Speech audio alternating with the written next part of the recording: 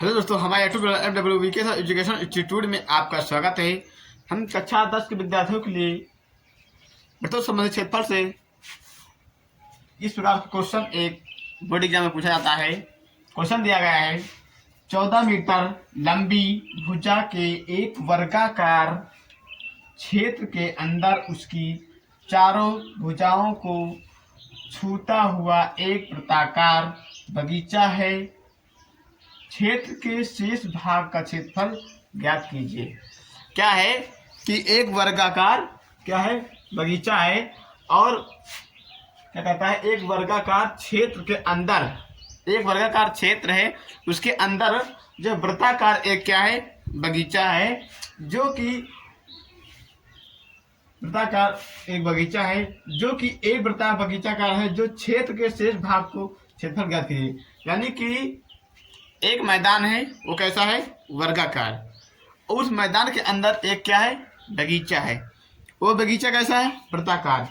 वो बगीचा इस प्रकार का है, उसमें उसके अंदर जो बगीचा बना हुआ है वृत्ताकार का वो इस प्रकार से बना है कि वर्गाकार की चारों भुजाओं को क्या क्या कर रहा है स्पर्श कर रहा है। क्या कर रहा है स्पर्श कर रहा है। और 14 मीटर लंबी भुजा का एक वर्गाकार है। कितने मीटर 14 मीटर, यानी ये दिया गया है 14 मीटर क्या दिया गया है 14 मीटर दिया गया है। तो अब हम इस वर्ग में देखते हैं कि इसमें क्या है एक सर्कल दिखाई दे रहा है, एक वर्ग है। तो इसका कोई न कोई केंद्र होगा सर्कल का। मान लीजिए इसका केंद्र है, क्या है इसका केंद्र है। तो जब इसका केंद्र है तो ये इसकी क्या हो जाएगी, यहां से यहां तक त्रिज्या हो जाएगी, ये त्रिज्या हो जाएगी। केंद्र से परिधि तक की दूरी को क्या कहते हैं त्रिज्या कहते हैं। और जो केंद्र को जो वृत्त को दो बराबर भागों में बांटता है उसको क्या कहते हैं व्यास कहते हैं। तो इसका व्यास कितना है 14 सेंटीमीटर है, 14 मीटर है। क्यों 14 मीटर है? क्योंकि वर्ग की सभी भुजाएं क्या होती हैं बराबर होती हैं।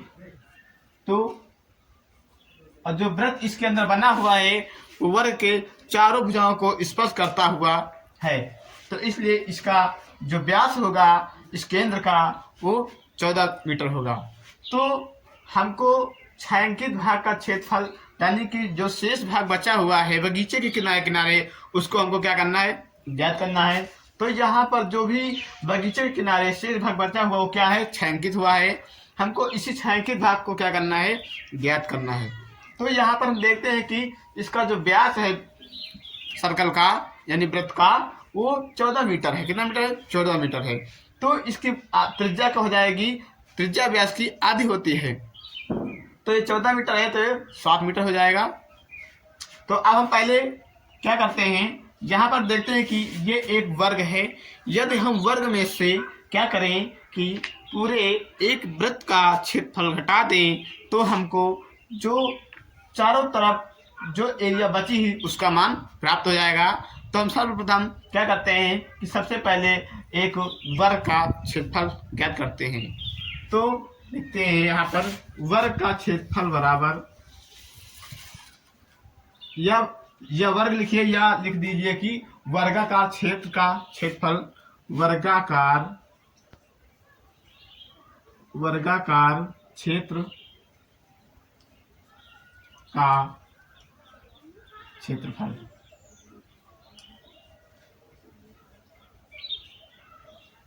और जो वर्ग का क्षेत्रफल होता है वो भुजा का स्क्वायर होता है, यानी ये भुजा स्क्वायर हो जाएगा। क्या हो जाएगा भुजा का वर्ग। और भुजा को किसे रिप्रेजेंट करते हैं, भुजा को ए से रिप्रेजेंट करते हैं, तो यानी ये हो जाएगा ए स्क्वायर। क्या हो जाएगा ए स्क्वायर। अब यहाँ पर ए बराबर दिया गया है 14 मीटर। क्या दिया गया है 14 मीटर।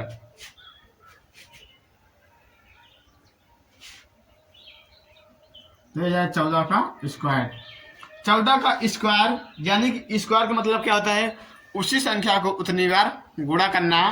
तो यहाँ पर 14 गुणे 14 होगा, तो 14 गुणे 14 अब इसका हम क्या करेंगे, गुणा कर लेंगे। तो देखिए इधर आराम से सिंपल भाषा में गुणा कर लीजिए। 4 चौक 16, 16 के 6, 1 कैरी आया, इसको हासिल कहते हैं। 4 एकम 4 एक 5 हो जाएगा। अब इसको करिए 1 चौके 4, 1 एकम 1, 6, 5 4 9 और 1। अब जो 14 का वर्ग होता है वो 196 होता है। वैसे तो आप लोगों को कुछ वर्ग याद होने चाहिए। यदि किसी को वर्ग नहीं याद है तो आप इस प्रकार से इसको निकाल सकते हैं। तो अब यहाँ पर क्या है, 14 गुणे 14 करोगे तो आपको प्राप्त हुआ कितना, 196। ये हो जाएगा मीटर स्क्वायर। तो ये क्या हुआ, जो 196 मीटर स्क्वायर है वो क्या है, एक वर्गाकार मैदान का क्षेत्रफल है। तो 196 मीटर स्क्वायर, ये इसका आंसर होगा किसका, एक वर्गाकार क्षेत्र का। अब उसके बाद में हम क्या करते हैं कि अब हम एक वृत्त का क्षेत्रफल निकालते हैं। क्या निकालते हैं, वृत्त का क्षेत्रफल। और वृत्त का क्षेत्रफल क्या होता है, पाई आर स्क्वायर होता है। तो अब यहाँ पर पाई आर स्क्वायर होता है तो हमको क्या चाहिए, आर चाहिए। 22 पाई का मान होता है 22/7 और आर क्या होगा, जहाँ पर देखिए कि इसका व्यास जो बन रहा है तो 14 मीटर है, तो आर यानी कि त्रिज्या उसकी व्यास की आधी होती है। इसको आर से रिप्रेजेंट करते हैं। ये क्या है, ये त्रिज्या है, यानी केंद्र से परिधि तक की दूरी को त्रिज्या कहते हैं। तो अब वृत्त का क्षेत्रफल निकालेंगे हम। तो वृत्त का क्षेत्रफल बराबर पाई आर स्क्वायर हो जाएगा।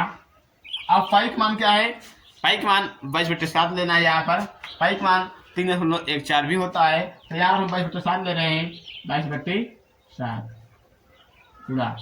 अब आर स्क्वायर यानी आर क्या है 14, तो 14 का आधा करेंगे कितना हो जाएगा, यह देख लीजिए। तो 14 का जब हम आधा करेंगे तब हो जाएगा 2 × 14, यानी आर बराबर हो जाएगा कितना, 7 मीटर। क्या होगा, 7 मीटर। तो आर का मान हम 7 मीटर यहाँ पर पुट करते हैं, तो यानी 7 × 7 होगा। तो एक 7 से एक 7 कैंसिल हो जाएगा। आगे हम करते हैं, आगे देखते हैं यहाँ पर बचा है 22 × 7। तो 7 दूनी 14 के 4 मसला 1, 7 दूनी 14 15, 1 मीटर आ गया है स्क्वायर, इसका वृत्त का क्षेत्रफल। तो अब हम देखते हैं कि हमको वृत्त का क्षेत्रफल प्राप्त हो गया है 154 मीटर स्क्वायर, और जो वर्ग क्षेत्रफल प्राप्त हुआ है हमको 196 सेंटीमीटर स्क्वायर हुआ। तो अब यदि हम देखते हैं कि इसमें हम क्या करें कि वृत्त का क्षेत्रफल निकाल दें तो हमको छायांकित भाग का क्षेत्रफल मिल जाएगा। तो अब हम निकालते हैं छायांकित भाग का क्षेत्रफल बराबर, या इसमें लिखा हुआ है कि शेष क्षेत्र के शेष भाग का क्षेत्रफल ज्ञात कीजिए। तो यहाँ पर लिख दिए शेष भाग का क्षेत्रफल बराबर, लिख दीजिए शेष भाग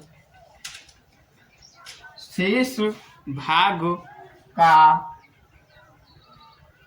क्षेत्रफल बराबर, जब शेष भाग का क्षेत्रफल हम करेंगे तो क्या होगा कि वर्ग क्षेत्रफल माइनस वृत्त का क्षेत्रफल करेंगे, तभी हमको छायांकित भाग का क्षेत्रफल मिलेगा।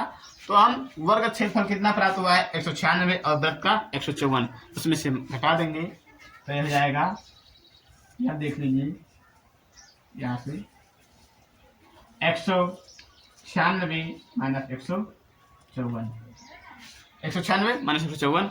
अब इसको यहाँ से इसको घटाइए तो आगे कितना बचेगा, आगे यहाँ बचेगा 2, यहाँ पर बचेगा 5 4 9 यानी कि 4, तो 42 सेंटीमीटर स्क्वायर। कितना हुआ, 42 सेंटीमीटर स्क्वायर हमको आंसर प्राप्त हुआ। कितना, 42 सेंटीमीटर स्क्वायर आंसर हमको प्राप्त हुआ है। कौन सा आंसर, छायांकित भाग का क्षेत्रफल, जो कि यही क्वेश्चन पूछ रहा था। तो हमको अब मेन आंसर मिल गया है 42 सेंटीमीटर स्क्वायर। तो इस प्रकार के क्वेश्चनों को आपको इसी प्रकार से हल कर लेना है। एक बार से फिर से क्वेश्चन देख लेते हैं। दिया गया है कि 14 मीटर लंबी भुजा के एक वर्गाकार छेद के अंदर उसकी चारों भुजाओं को छूता हुआ एक वृत्ताकार बगीचा है। छेद के शेष भाग का क्षेत्रफल ज्ञात कीजिए। इस प्रकार का कोई भी क्वेश्चन आता है तो आपको यहाँ पर फिगर देखकर ही उसका सॉल्यूशन निकालना होता है।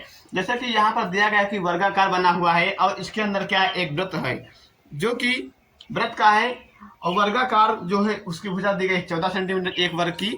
और जब वर्ग की भुजा 14 सेंटीमीटर दी गई तो देखिए कि वृत्त क्या कर रहा है कि उसको चारों भुजाओं को छू रहा है। जब वृत्त चारों भुजाओं को छू रहा है तो उसका व्यास कितना हो जाएगा, 14 मीटर। जब उसका व्यास 14 मीटर हो जाएगा तो आपको त्रिज्या चाहिए। तो त्रिज्या क्या होती है कि व्यास की आधी होती है। तो आपने व्यास की आधी त्रिज्या निकाला तो ये 14/2 हुआ, तो r बराबर 7 प्राप्त हुआ। तो हमको r का मान 7 मीटर प्राप्त हुआ है। और अब वर्गाकार छेद का हम क्षेत्रफल ज्ञात करते हैं। तो जो वर्ग का क्षेत्रफल होता है वो भुजा के स्क्वायर होता है। तो यहाँ पर हो गया भुजा के स्क्वायर, यानी एक भुजा 14 मीटर दी गई है तो 14 मीटर यानी कि 14 के स्क्वायर करेंगे। 14 के स्क्वायर 196 होता है। यदि आपको स्क्वायर नहीं है पता है तो आप उसका मल्टीप्लाई करके इस प्रकार से ज्ञात कर सकते हैं। तो 196 हमको प्राप्त हुआ मीटर स्क्वायर। उसके बाद देखते हैं कि हम यदि वृत्त का क्षेत्रफल निकालें तो हम वृत्त का क्षेत्रफल ज्ञात क्या है। वृत्त का क्षेत्रफल क्या होता है, पाई आर स्क्वायर होता है। तो वृत्त का क्षेत्रफल पाई आर स्क्वायर, और पाई का मान होता है 22/4 और आर का मान को प्राप्त हुआ कितना, 7 मीटर। तो हम 22/7 तो आर के स्क्वायर 7 × 7 तो एक साथ 22 × 7 बचा 7 × 14 7 × 14 15 यानी कि 154 मीटर स्क्वायर क्या मिला हमको वृत्त का क्षेत्रफल। तो अब हमको छायांकित भाग यानी शेष भाग का क्षेत्रफल चाहिए। तो हमने क्या करा है कि शेष भाग का क्षेत्रफल ज्ञात करने के लिए क्या है कि हम जो वर्ग का क्षेत्रफल में से वृत्त का क्षेत्रफल घटा देंगे तो हमको छायांकित भाग का क्षेत्रफल यानी बचा हुआ शेष भाग का क्षेत्रफल प्राप्त हो जाएगा। तो यहाँ पर शेष भाग का क्षेत्रफल के लिए वर्ग क्षेत्रफल हमको प्राप्त हुआ है 196 मीटर और जो वृत्त का क्षेत्रफल है वो 154 मीटर स्क्वायर। तो यदि हम इससे घटाते हैं तो हमको 42 मीटर क्या है, 42 मीटर स्क्वायर आंसर प्राप्त होता है। तो आशा करते हैं कि ये क्वेश्चन आपको समझ में आ गया होगा और मिलते हैं आपको अगले नेक्स्ट क्लास में।